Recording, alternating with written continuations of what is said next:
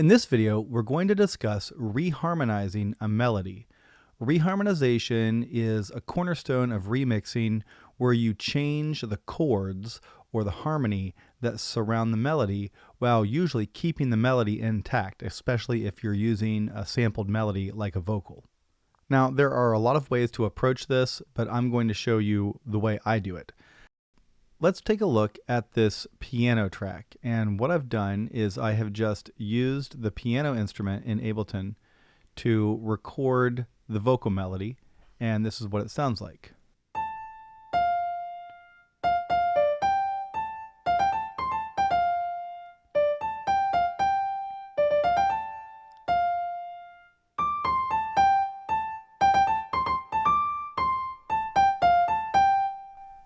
And then to find the original chords that go with this melody, we could do different things. You could either listen to the song and sit down at a piano, right, and work those chords out by ear, or if you know a thing or two about chords, you could have some educated guesses about what those chords might be and figure it out that way. Or you could experiment in the MIDI editor, dragging notes around, trying to find what notes sound good with those melody notes. We're going to cheat, which is also fine, and we're going to use the internet. So what I did is I just typed into a search engine Contagious by Haywire chords, and this website chordify.net came up, and you can see it has sort of this music looking thing here. If I go to the overview tab, it gives us a diagram of all of the chords for the song. One word of caution: there are plenty of amateur music theorists and chord analyzers and websites out there. They are not always accurate.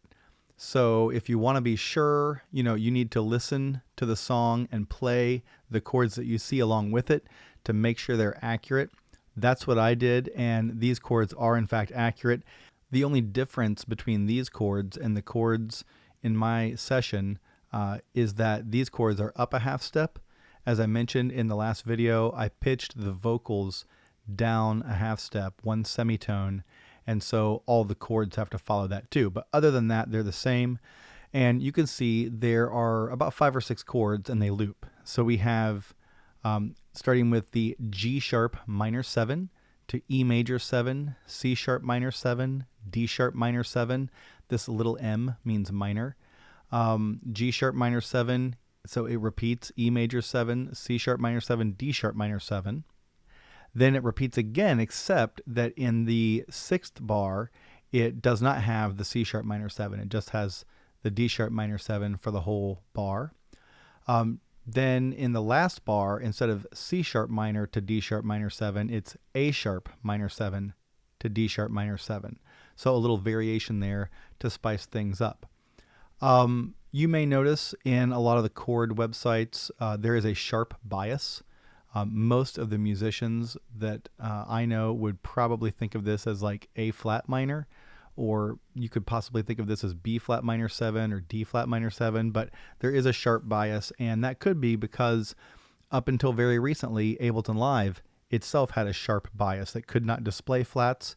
In version 11, it can display flats, but we're still using version 10 for these videos, and so we're going to stick with that sharp bias. We're just going to kind of lean into it. So I have here a chords track, and I just spelled those chords out. Now, learning to spell chords and learning to build chord progressions is a musical skill, and it's a little outside the scope of this audio production class. But if you're at Columbus State, I highly recommend that you take the music theory courses that they offer and the keyboard skills courses. Those skill sets are very complementary to any production task, and the more you know, the better and faster you'll be at making sophisticated productions. So I myself have had a lot of musical training. Even if you have not had musical training, hopefully you will be able to grasp enough of this to accomplish it. I will also say that reharmonization for this particular project is totally optional. You don't have to do it, but if you want to do it, here's how to do it. So I built those chords, and here they are, and this is what it sounds like with the piano.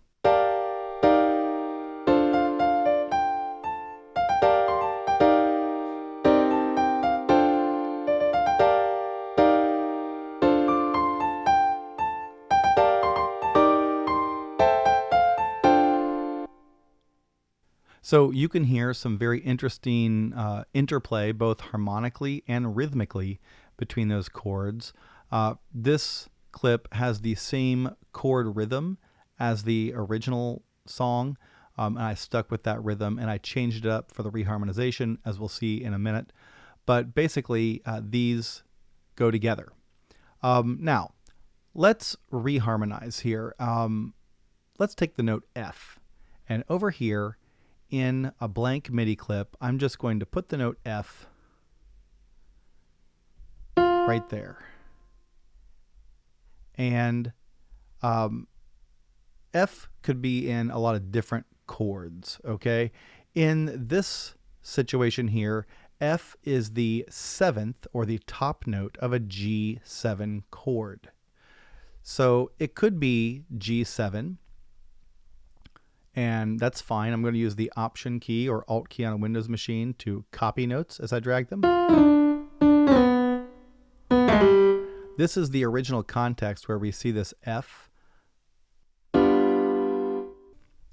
If I were to shift these notes down, D to D flat, or C sharp as it's known here, and G flat or F sharp here, and the B to A sharp or B flat, now this F has a totally different sound. It's a very sophisticated major seventh chord. If I move this back to G and leave this on A sharp and put this to D, we have a different chord. That's a minor seventh chord. And F is part of all those chords. G major 7, G minor 7, F sharp major 7, or G flat major 7, however you want to think about it. F could be the root of a chord. If I delete those, I could make F the bottom note of the chord.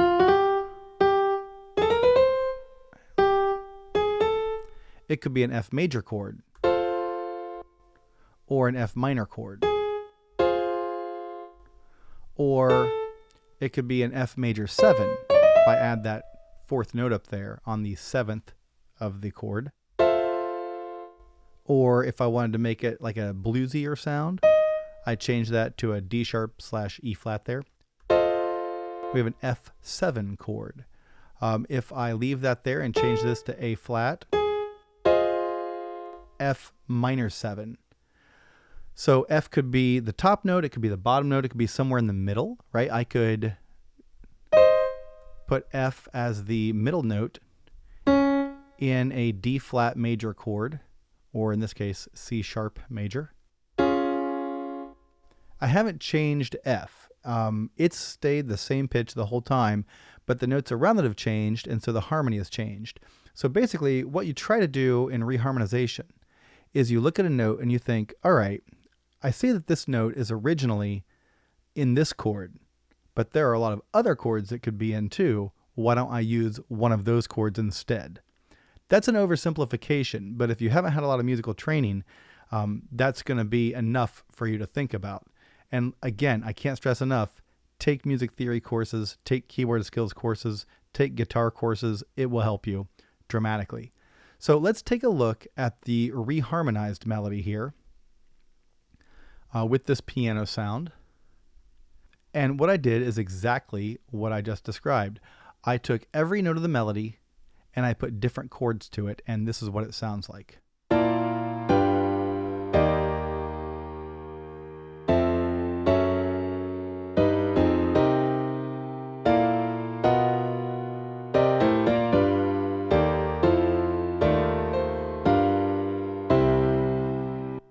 I also expanded these chords from 4 voices to 6 voices so that they could span a greater range of the keyboard. Some other things you want to think about when reharmonizing are the top and bottom lines of your chords. You want the top line to have some kind of melodic quality because that is the line that's going to stick out the most to the listener. So here I have this A, G, down the D sharp, up to E line.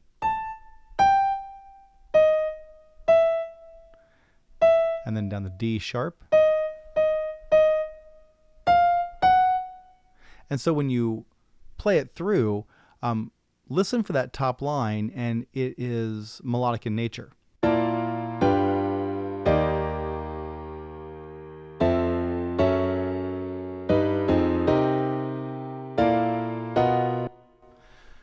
The other thing you want to think about is the bottom notes, the bass line. This will probably become your actual bass line. And so you want to make sure that the notes that you choose for your chords and the chords that you choose have a sort of pleasing bass line.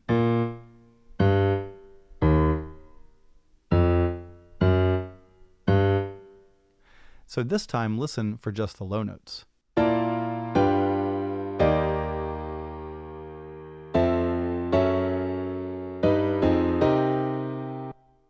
So it's got kind of a nice melody in the bass line too. In the middle voices here, one tip I will give you is that when you go from one chord to another, try to keep the notes that change kind of close together. So if you notice here, this inner voice goes from C to C sharp and then back down to C. It can also be thought of as going from C to C sharp to D sharp. It splits right here in the middle. And then those two lines follow in close proximity to the other notes. E to F up here, A sharp to B there. I'm not making my middle voices jump all around more than a couple of steps either way. And this is just good voice leading for most kinds of music. You can learn principles of voice leading in a music theory class. You could also use musictheory.net, great free website that has many, many exercises for learning music theory. But like I said, even if you don't understand anything I just said in this video, use your ears, do your absolute best on this remix project to come up with new harmonies. And if you can't do that, make sure that you are solid with the original harmonies. Take some time to learn how to spell the chords, and then when you put them into the other instruments, you will have a nice, thick, full sound that does not clash with the melody, but instead enhances it.